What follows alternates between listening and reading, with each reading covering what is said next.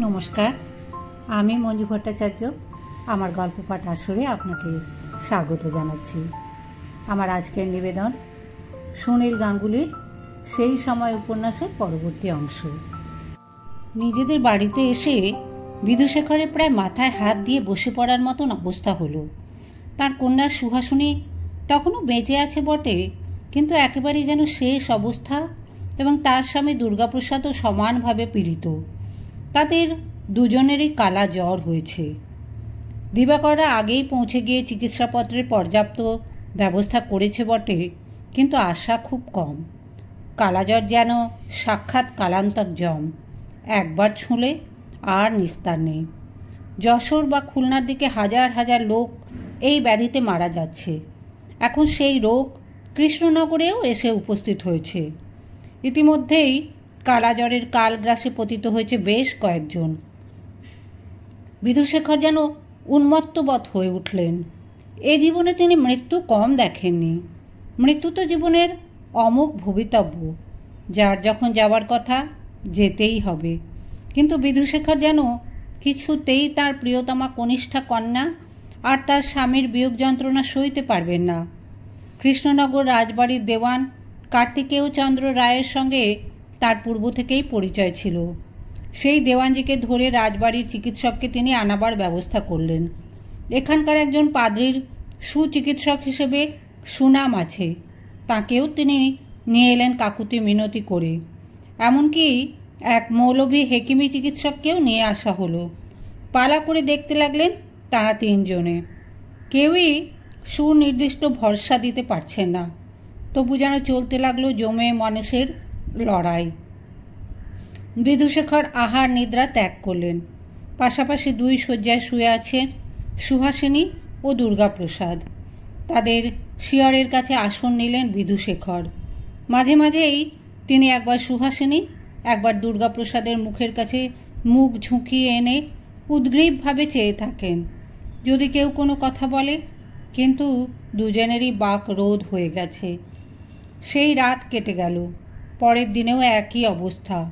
দুজনেরই যেন মৃত্যুর রং মাখা পাণ্ডুর মুখ।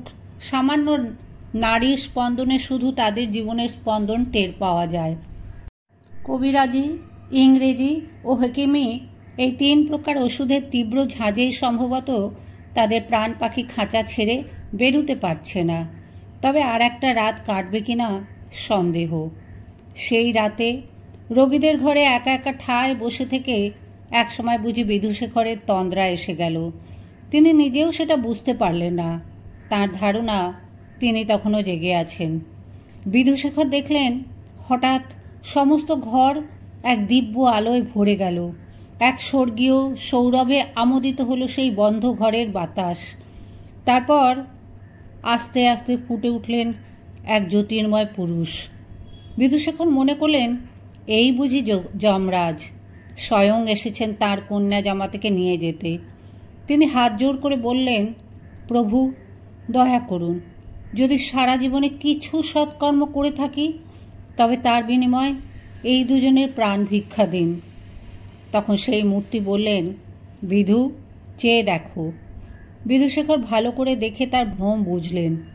ইনি তো যমরাজ নন, ইনি তো স্বয়ং জনার্দন। চার হাতে শঙ্খ, চক্র, গদা, পদ্ম, মুখে মায়ারহস্য কৌতুক মেশা হাসি। ঠিক বিধুশেখরের গৃহদেবতার বেশে ইনি এসেছেন। তখন অপূর্ব এক পুলকে বিধুশেখরের শরীর রোমাঞ্চিত হল। তার জীবন আজ ধন্য। জগৎপতি জনার্দন তাকে দেখা দিয়েছেন আজ এই সংকটে রাত্রে। তবে তো আর ভয় নেই। বিধুশেখর আচ্ছন্নের মতন মাটিতে মাথা ঠেকিয়ে প্রণাম করলেন। পুনর্বার মাথা তুলতে তার ভয় হলো, যদি সেই মূর্তি আর দেখতে না পান। তবু মুখ তুলে দেখলেন সেই মূর্তি সেই রকমের স্ফুরিত হাস্যে তাঁর দিকে চেয়ে আছেন। বিধুশেখর বললেন, হে গিরিধারী, মধুকৈটভ হারি, দয়ালু দীনবন্ধু, আমায় ভিক্ষা দিন। জ্যোতির্ময় পুরুষ বললেন, আমি তো দিতেই এসেছি। বিধুশেখর বললেন, আমার প্রাণসম কন্যা, আমার জামাতা, যে হাতে পদ্ম ধরা, সেই হাতের একটি আঙুল দেখিয়ে সেই জ্যোতির্ময় পুরুষ বললেন, একজন। বিধুশেখর বুঝতে পারলেন না, হতবুদ্ধির মতন তাকিয়ে রইলেন। সেই জ্যোতির্ময় পুরুষ আবার বললেন, যে কোনো একজন, তুমি বেছে নাও, আমি যে কোনো একজনের প্রাণ ভিক্ষা দেব।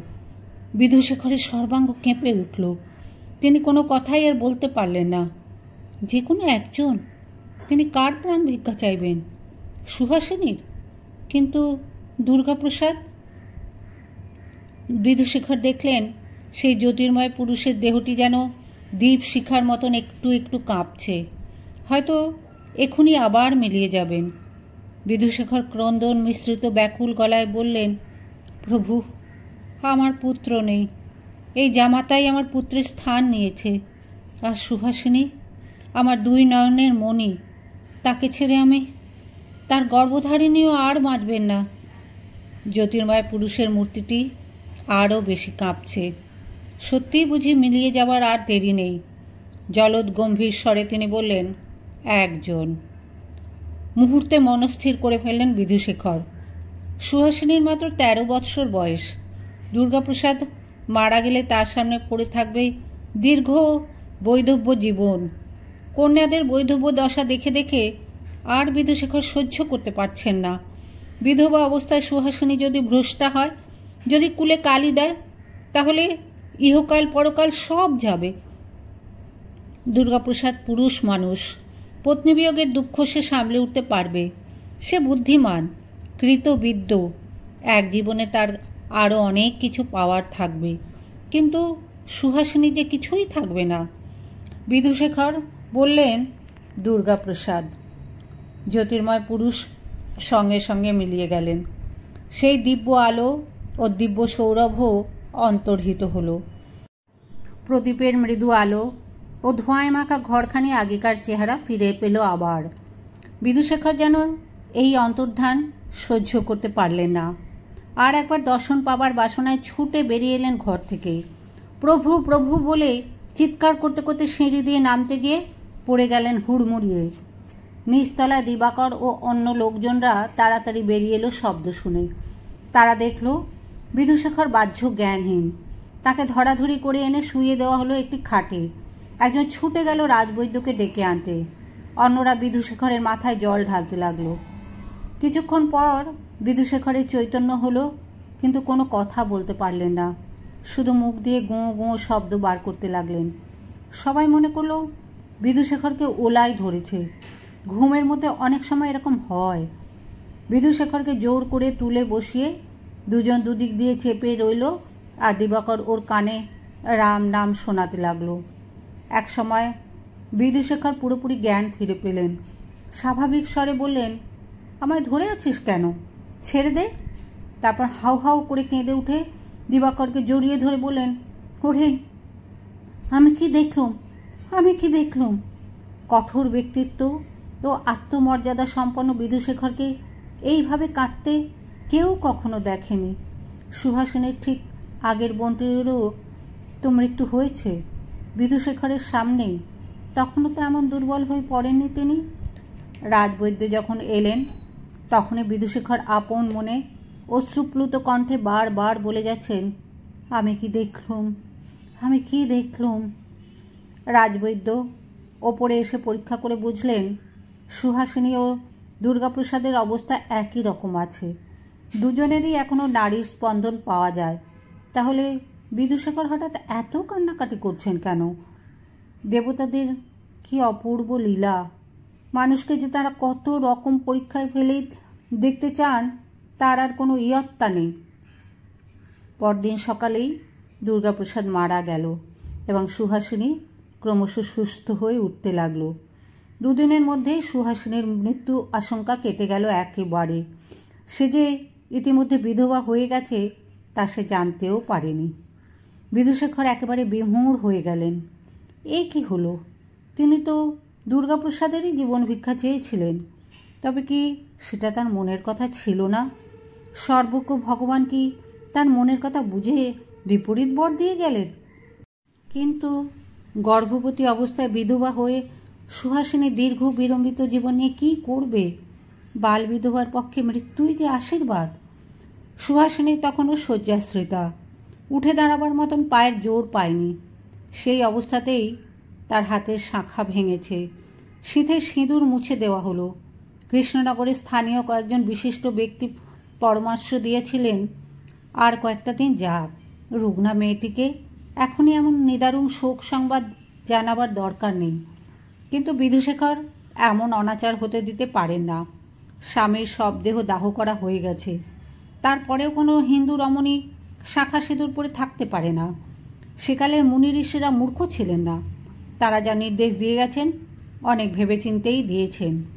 একজনের পাপে সমগ্র সমাজ ছাড়ে খাড়ে যেতে পারে।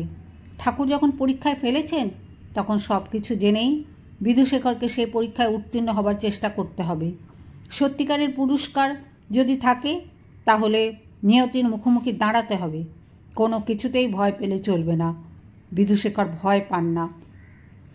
গলায় জোর নেই, তাই সুহাসিনী ডুকরে কাঁদতে পারল না। ওষ্ঠ দংশন করে সে চোখের জলে বালিশ ভেজাতে লাগলো। মাত্র 13 বৎসর বয়স হলেও বৈধব্য যন্ত্রণা কী বস্তু তা সে জানে। সে তার দিদি বিন্দুবাসিনীকে দেখেছে। কন্যাকে নিয়ে 2.5 মাস কাল কৃষ্ণনগরেই থেকে গেলেন বিধুশেখর। চিকিৎসকের নির্দেশ মতন তখনও সুহাসিনীকে কলকাতায় নিয়ে যাওয়া চলে না। অনেক প্রয়োজনীয় কাজ থাকা সত্ত্বেও বিধুশেখর ফিরতে পারলেন না। কন্যাকে কার ভরসা রেখে যাবেন? কলকাতার সঙ্গে সংবাদ আদান প্রদান চলে নিয়মিত। তার পত্নী সৌদামিনী এখন একটু সুস্থই আছেন। দুর্গাপ্রসাদের মৃত্যু সংবাদ তাকে জানানো হয়নি।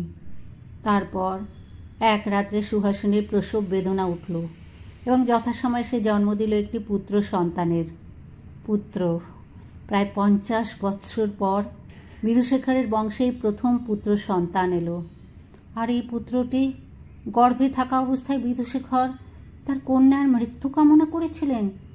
সে কথা চিন্তা করেই বিধুশেখর শিহরিত হলেন।